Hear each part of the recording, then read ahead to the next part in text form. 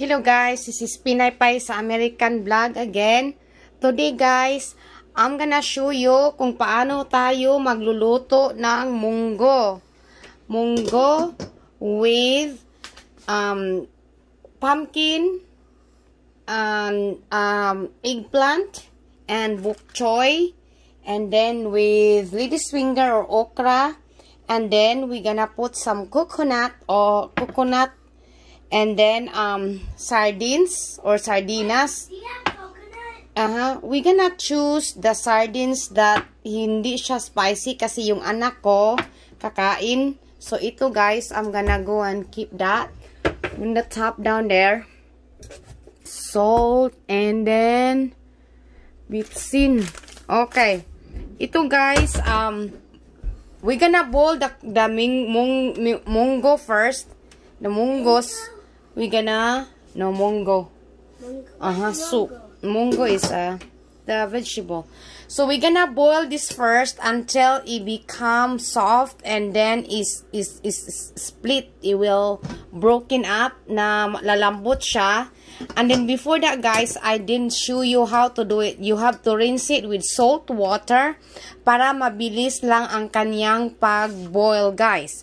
And then, after that, kapag maboil na yun, ilagay natin yung mga vegetables natin.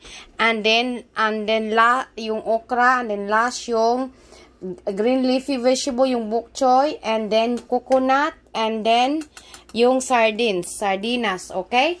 So, masarap ang kakain na mga Bisayang pagkain. Bisayang pagkain. So guys, intayin natin ito hanggang gonna broken or is gonna be soft.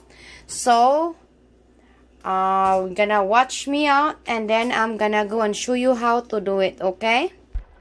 Okay guys, nandito na guys na ano na natin yung munggo natin is already split up or is softened na lataan na guys.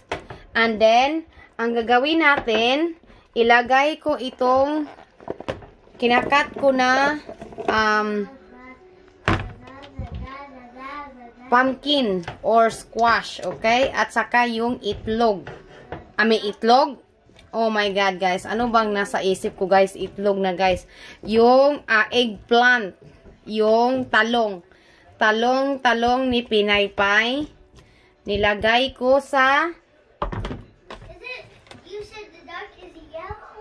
The duck is yellow. Yes. I'm telling you, what is that? Period or question mark? Period. Okay.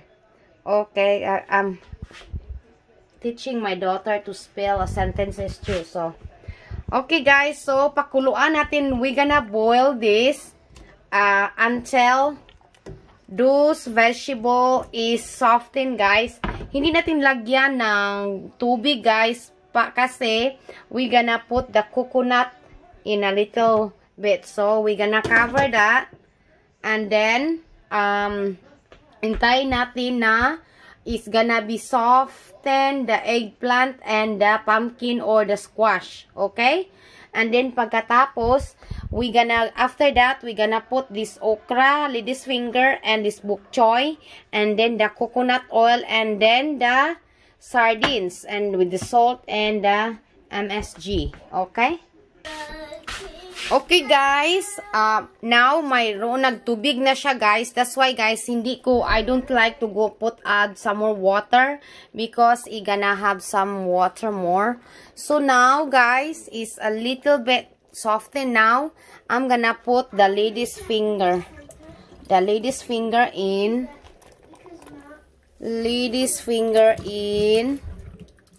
Masarap to guys. Yummylicious. Pampadami ng vitamina. Pampadami ng sustansya. Nutrients, vitamins, okay? May talong, may pangpatigas, may pangpakinis, may pangpadami ng, alam niyo na, tubig. guys, and then boil this, guys, after that. And then I'm gonna cover this, and then I'm gonna boil it for a few minutes, and then ilagay natin yung coconut, and then last yung bok choy, and then yung salt and MSG. So I'm gonna wait for a little bit. Okay guys, nakulo na, is boiling na. So now I'm gonna put the coconut milk in here. Coconut milk. And then, oh, look at guys, ang sarap-sarap. At saka we gonna mag-ano tayo ng mantikaan na bulad. Kalami guys. Kalami. Lami na kayo ni ugma. Ugma pa kumukaon. Bukas ko pa ito kakainin guys. Because kumakain na kami sa labas kanina. After na swimming ng anak ko. And then tomorrow, lunchtime, while I'm working, I'm gonna go and eat this. Okay? So right now, put this one as well. The vegetable as well. And then put some salt. Put some salt.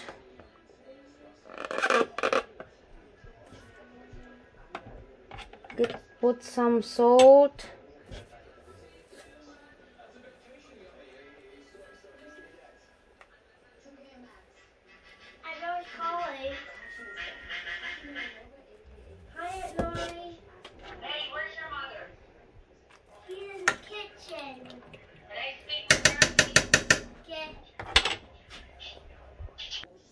Okay guys, natapos na guys. Nilagay ko na to. So, yung sardinas na.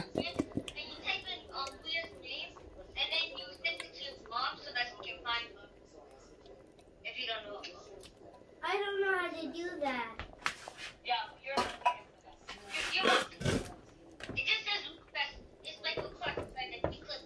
Ilagay ko na yung sardinas. But my mommy's live. I will do it later. I will do it later. I will do it later. What's her name, Kimura? I think her name is Blee or something. No, her name is Blia. No, yeah, her name is Blia, but I think her name is Blee. Okay. Okay guys, nandito na. Nalagay ko na yung sardinas, yung bok choy, yung mga vegetable na yan, at saka nilagyan ko na ng asin. And then yung MSG, yung Ajinomoto. And then we gonna boil those until the vegetables are soft, okay? My mommy doesn't know what to do. Guys, nandito na. Natapos na guys. Luto na guys. Tingnan niyo guys. Ang sarap-sarap. Ang sarap-sarap ng utan ni pinaypay. Okay? This is it guys. Tapos na. Munggo with sardines, okra, bok choy, eggplant, and the pumpkin or squash. Okay? So guys, ito na with coconut milk. Ito na guys, mas maganda guys kapag madali ninyong pakuluan or you gonna boil faster in your munggo when you put a salt, rinse with salt on it and then boil it is faster. Hindi kayo maabutan ng siyam-siyam guys. It's gonna boil very fast and it's gonna soften and break out or split very fast. So, ito na guys. Ito na yun ang pagkain ni Pinaypay. Ang lutong-lutong Pinoy ni Pinaypay. Bisayang coconut milk, munggo with eggplant, okra, lady's finger, and then sardines, and then bok choy. Okay? So, this is it guys. Masarap na guys. Good for 4 to 5 days na itong ulam na ito guys. And then, we're gonna get some dried fish and rice guys, with the dried fish tomorrow guys, and some sili, and then some dried fish tomorrow, frying with it and eat with it guys. Oh my god, ang sarap-sarap guys. Okay, and then that's it guys.